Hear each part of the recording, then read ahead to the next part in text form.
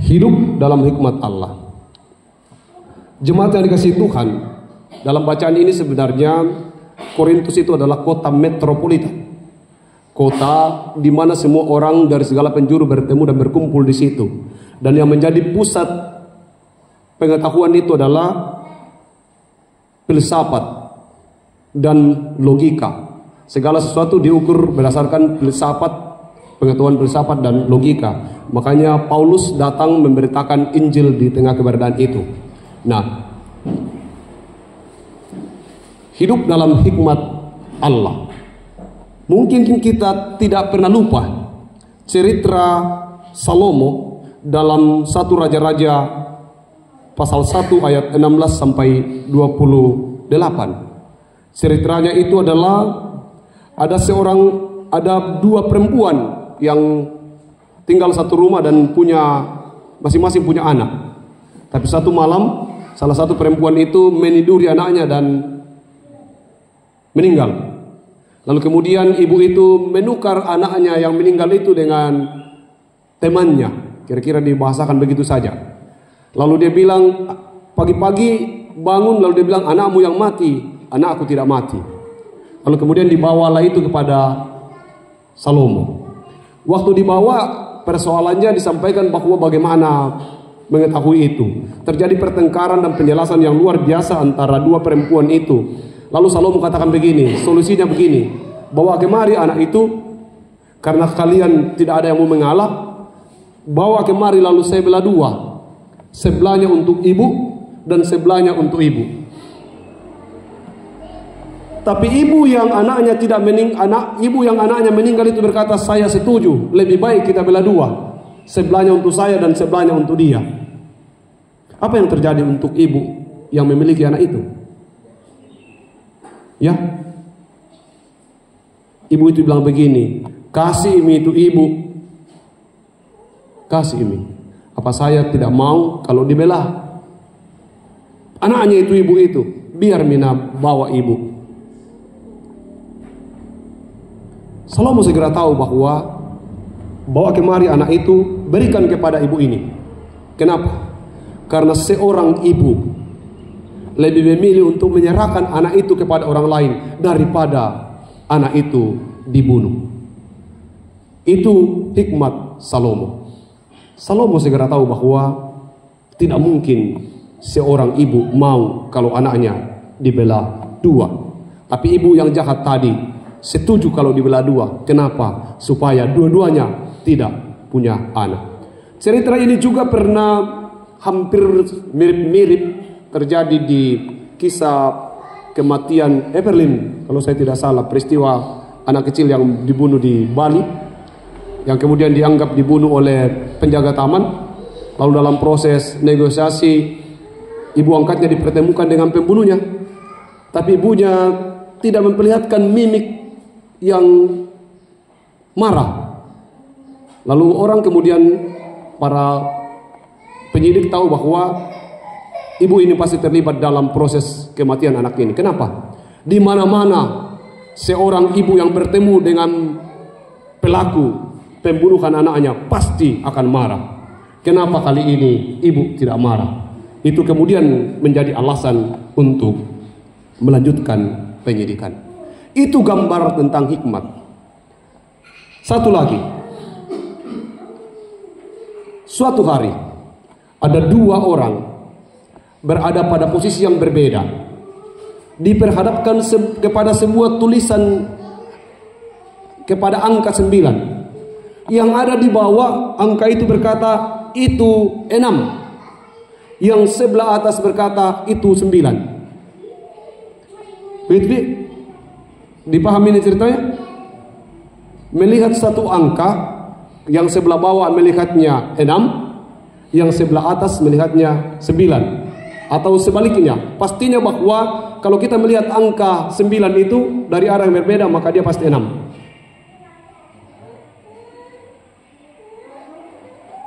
Persoalannya menurut kita, kalau kita mau mengambil diri sebagai orang bijak, ini angka 6 atau 9?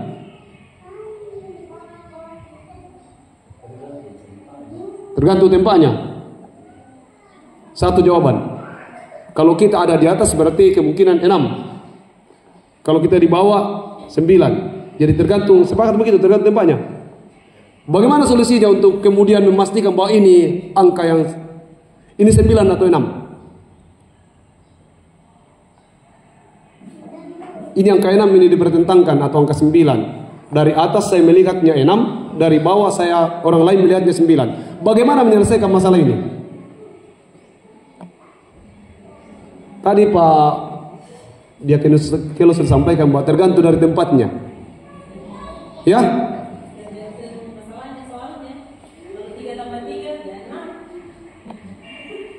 Tergantung dari soalnya. Sudah 2. Ada lagi? Jawaban kita ini akan menentukan arah khutbah kita. Hah? Melihat dari depan. Melihat dari depan. Ada lagi? Tergantung yang menulis angka itu, ya. Ada lagi? Berada pada posisi yang sama. Yang paling benar itu Pak Yunus, kalau kita di bawah, kan kita lihat angka 9 ke atas. Nah, kalau kita di atas, kita lihat angka 6 juga di bawah. Jadi itu, ini di atas dengan bawah itu di mana? Nah, jadi itu memang berbeda Pak. Tapi saya kira kursi ketiga yang menulis menyatakan itu yang paling benar. Ketika yang menulis menyatakan, iya, itu yang paling benar. Kalau kita di atas selalu lihat ke bawah rendah, berarti yang 6. Kalau kita di bawah lihat ke atas selalu tinggi, berarti Tinggi. 9. Ya, bertambah lagi. Semakin banyak tambahannya semakin tercapai khutbahnya. Pasti banyak pendapat kita, karena ini sebenarnya memperlihatkan bahwa kita bukan kualitas bodoh, kita ini kualitas orang berhikmat. Dan kita tahu cara, kita punya konsep, kita punya pemikiran bahwa begini, kalau begini akan begini, dan ini yang terbaik. Dan tidak ada yang salah dari apa yang Bapak Ibu katakan tadi. Semua benar. Tapi bagaimana kemudian kita jatuh pada sebuah kesimpulan yang benar? Tadi ada gambaran bahwa tergantung dari yang menulisnya.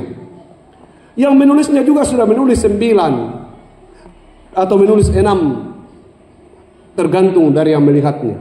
Dan jawabannya pasti kita katakan, tadi saya katakan kita semua ini tidak ada yang bodoh. Tandanya bahwa ada jalan keluar dari semua itu. Pokoknya dari samping kah, dari bawah kah, dari mana-mana kah, pokoknya selalu dibilang harus selesai ini masalah. Masa tidak bisa dibedakan ini 6 atau 9? Selalu ada pemikiran kita untuk itu. Sekalipun sampai ada 1 menit kita buka bawakan itu, belum, baru 1 yang sepakat, baru 2 orang, toh belum tentu yang di atas tidak ngotot bahwa itu 6. Solusinya adalah, dan belum tentu solusi ini kemudian kita setujui semua. Tulis di situ, jangan hanya angka, tetapi abjad, huruf. Walaupun saya tahu kita masih akan ada kecewa dengan jawaban ini. Tulis di situ angkanya, lalu tulis abjadnya, katakan 9. Maka orang lain melihat dari manapun harus setuju bahwa itu 9. Saya mau menyatakan itu dan menceritakan itu sebagai bagian dari hikmat. Semua tadi tentu bukan tidak berhikmat, sungguh-sungguh berhikmat. Tetapi untuk menemukan satu titik, maka perlu titik hikmat itu. Ini bukan berarti bahwa inilah hikmat yang sesungguhnya. Tapi yang dikatakan dari renungan itu adalah, sungguh kita banyak bicara tentang hikmat, tentang Tuhan berdasarkan pengetahuan kita. Tapi bacaan ini dengan lantang menjelaskan, ketika salib diperhadapkan kepada manusia, apa kata manusia? Salib adalah kebodohan. Tidak masuk di akal, tidak logis itu Pak. Masa salib kemudian menjadi simbol, kita akan begitu lain. Salib adalah simbol penyelamatan. Tanpa salib sebagai pusat karya penyelamatan Allah, kita tidak akan menemukan keselamatan itu. Tapi bagi orang lain, kata firman Tuhan tadi, itu adalah kebodohan. Semakin Anda cerita salib kepada banyak orang di sana, semakin itu adalah kebodohan. Semakin Anda berkata bahwa Kristuslah yang menebus kami, semakin itu menjadi gambaran bahwa betapa bodohnya kalian, betapa tidak logisnya pemahaman kalian, betapa tidak masuk akalnya apa yang saudara-saudara pahami tentang keselamatan itu. Kan begitu? Semakin kita rajin membicarakan tentang salib, semakin dunia akan berkata, memang. Semakin kita bicara tentang salib, orang akan berkata, tidak benar itu, Yesus adalah Tuhan. Itu kata orang. Itu kebodohan bagi orang yang tidak akan diselamatkan. Masa tidak benar? Benarlah. Tetapi orang akan terus berkata, tidak benar. Yesus itu bukan manusia yang menjadi Tuhan. Konsep di sana selalu berkata bahwa sejak kapan Yesus dijadikan Tuhan? Tidak pernah Yesus dijadikan Tuhan. Yesus sudah Tuhan sebelum dia menjadi manusia. Bukan pada saat dia kemudian naik ke sorga atau mati dan melakukan tanda-tanda mujizat lalu kemudian Yesus adalah Tuhan. Bukan. Yesus sudah Tuhan sebelum dia menjadi manusia. Lalu bagaimana kemudian salib bukan kebodohan? Salib hanya mungkin bisa diterima dengan konsep ini.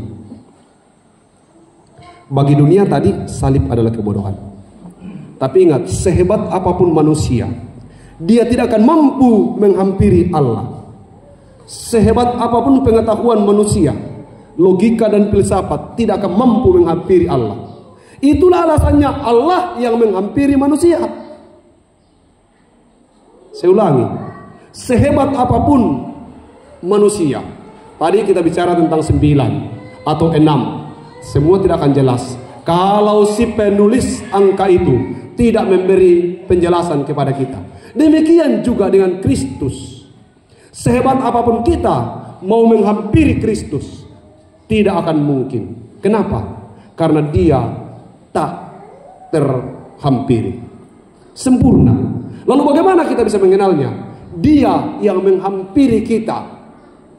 Kalau kita yang menghampirinya, wallahu a'lam, itu impossible. Tidak mungkin kita ini menghampiri Allah. Allah yang penuh kasih itu menghampiri kita sehingga kita mengenalnya. Dia menulis bahwa inilah aku, Allah yang menjadi manusia.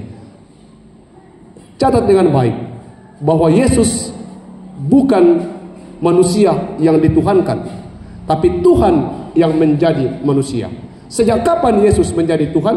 Sejak dari semula dia telah menjadi Tuhan. Hanya dia ingin menghampiri manusia. Allah ingin menghampiri manusia, hadir supaya lebih dekat. Sekiranya saya dan saudara mengerti bahwa bagi orang lain salib itu menjauhkan mereka dengan Tuhan, bagi saya dan saudara salib itu mendekatkan. Semakin kita pahami arti salib, semakin dekatlah kita dengan Kristus.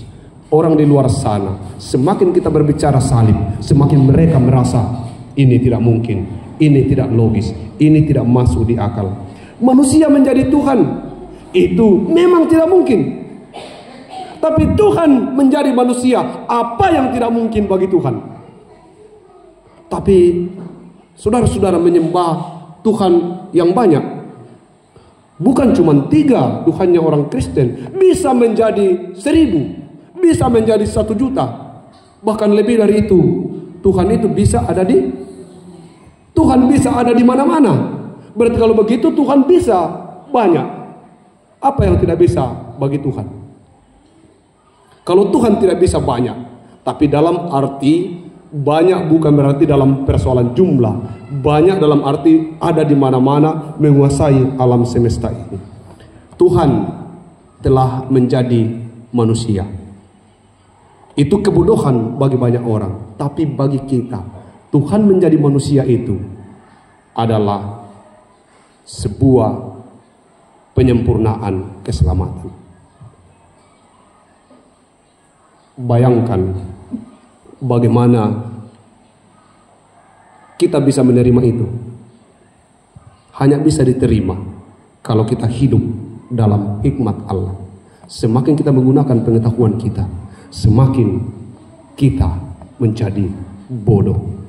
Sebab ingat, kebodohan, hikmat manusia itu adalah kebodohan bagi Allah. Satu-satunya pintu untuk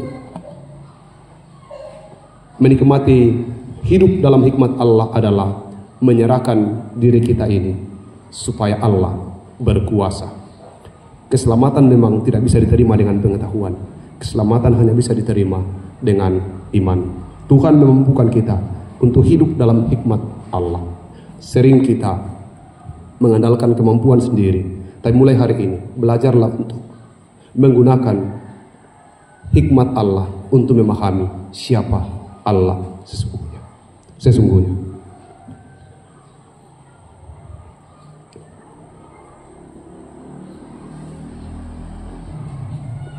Dunia sekarang ini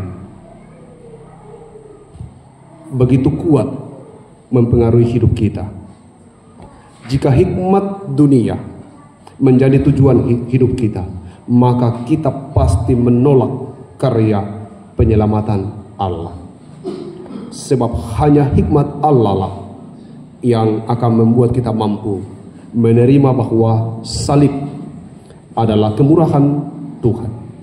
Dan Allah menjadi manusia adalah bukti cinta dan kasih sayangnya.